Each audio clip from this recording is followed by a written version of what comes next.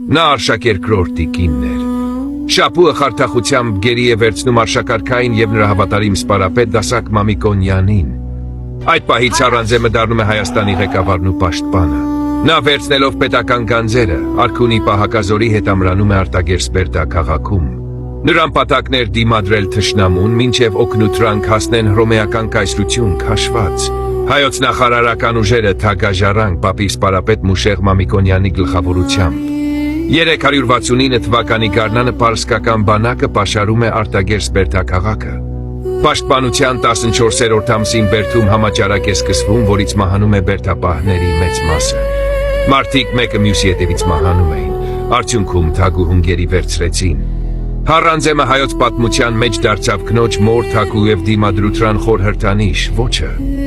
Եկիաթային ոչ մեղմ այլ արյունով ու երկաթով գրված կերպար։ Շապուհը նրան խոշտանգումների ենթարկում։ Արտագերսն վաճելուց հետո Շապուհի զորքերը ավերում և կողոպտում են Հայաստանի խոշորագույն քաղաքները Տիգրանակերտը, Վաղարշապատը, Երվարշաշատը, Զարեհավանը, Դանն ու Արիշատը։ Թագուհու մահը համարվում է հայոց պատմության մեջ ամենասարսափելի մահերից մեկը։ Նրա կյանքը ուժոդավաճանության, դիմադրության և սարսափելի ավարտի պատմություն էր։